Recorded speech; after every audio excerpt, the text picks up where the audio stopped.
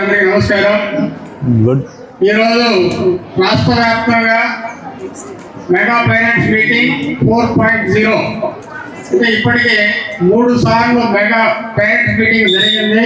ఇది 4వసారి జరుగుతున్న సందర్భంగా గౌరవ ముఖ్యమంత్రులు చంద్రబాబు నాయుడు గారి దృఢ సంకల్పంతో విద్యాశాఖ అభివృద్ధి చేయాలనే ఒక సత్సంకల్పంతో మన విద్యాశాఖ మంత్రి అయినటువంటి గౌరవ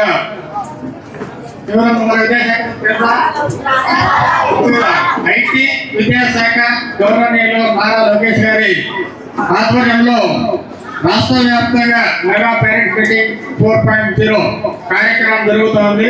ఈ కార్యక్రమానికి మరీ ముఖ్యంగా విద్యాశాఖ అంటేనే అమితమైనటువంటి ప్రేమతో మన స్థానిక శాసనసభ్యులు ఎప్పుడూ కూడా ఏ కార్యక్రమం ఉందన్నా నేను ఉన్నానని ముందుకు వచ్చి మనల్ని ముందుకు నడిపిస్తున్నారు. ఈ కార్యక్రమానికి ఈరోజు హాజరు కావడం, ఈ కార్యక్రమం అంటే మామూలుగా రాష్ట్ర వ్యాప్తంగా జరుగుతున్నటువంటిది. అయితే ప్రత్యేకంగా మన కదిరికట్టు ఒక బ్రాండ్ అంబాసిడర్గా ఒక ప్రత్యేక ముద్ర వేయాలనే ఒక సంకల్పం ఉన్నటువంటి మన శాసన సభ్యులు కదిరికి అనేక విద్యా కార్యక్రమాలు కూడా సహకరించడం జరుగుతుంది. ఇటీవలనే మన ప్రభుత్వ ఉన్నత పాఠశాలకు లీప్ స్కూల్ గా సెలెక్ట్ కావడానికి ప్రత్యేకంగా మన ఎమ్మెల్యే గారు చొరవ తీసుకొని కార్యక్రమం తీసుకోవడం జరిగింది. దీంతో పాటుగా ఇంతకు ముందు కదిరిలో అన్ని వెల్ఫేర్ రెసిడెన్షియల్ స్కూల్స్ ఉన్నాయి, ఒక బీసీ వెల్ఫేర్ మాత్రం లేదు.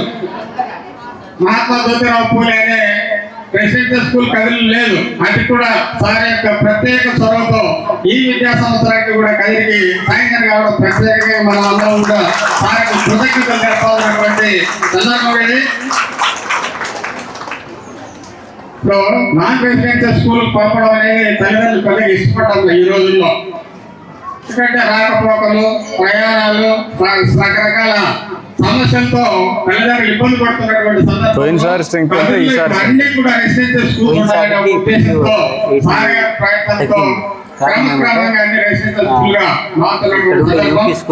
స్కూల్ గా ఈరోజు మెగా పేరెంట్స్ మీటింగ్ పెట్టడం ముఖ్యమైన ఉద్దేశం కూడా విద్యాశాఖ తరఫున ప్రభుత్వం ఏం చేస్తుందనే పేరెంట్స్ తెలియజేయడం కోసం మాత్రమే ఈ కార్యక్రమాన్ని అమలు చేయడం జరుగుతుంది. ఇక్కడ స్కూల్లో జరిగే కార్యక్రమాలన్నీ కూడా సార్ చెప్పిన మాస్టర్ గారి ఇంతవరకు ఈ స్కూల్కే 1100 చిల్లర మందికి తల్లికి వందనం అనేది వచ్చిందంటే మన మండలం మొత్తం 25,000 మంది పిల్లలు చదువుతున్నారు. 25,000 మందిలో ఎవరైతే ఎలిజిబుల్ క్యాండిడేట్స్ ఉన్నారో వాళ్ళకి తప్ప అందరికీ కూడా తల్లికి వందనం అనేది దాచుకోవడం జరిగింది. ఇంతకు మునుపు ఒక్కొక్క కుటుంబంలో ఒక్క విద్యార్థికి మాత్రమే తల్లికి వందనం జమ అయ్యేది. ఇప్పుడు అట్లా కాదు, గౌరవ చంద్రబాబు నాయుడు గారి ఆశీస్సులతో ఎంతమంది పిల్లలన్నా మీరు కనండి, మేము విద్యాబుద్ధులు చెప్పిస్తాం, వెల్ఫేర్ కార్యక్రమాలు అమలు చేస్తామని సార్ హామీ ఇవ్వడంతో ఇప్పుడు పాఠశాలలో కుటుంబంలో ఎంతమంది పిల్లలు చదువుతున్నా కూడా వాళ్ళందరికీ కూడా తల్లికి వందనం అనేది జమ చేయడం అనేది జరుగుతుంది. ఒక్కొక్క ఫ్యామిలీలో 4, 5, 6 మందికి కూడా తల్లికి వందనం 13,000 చొప్పున జమ కావడం అనేది జరిగింది.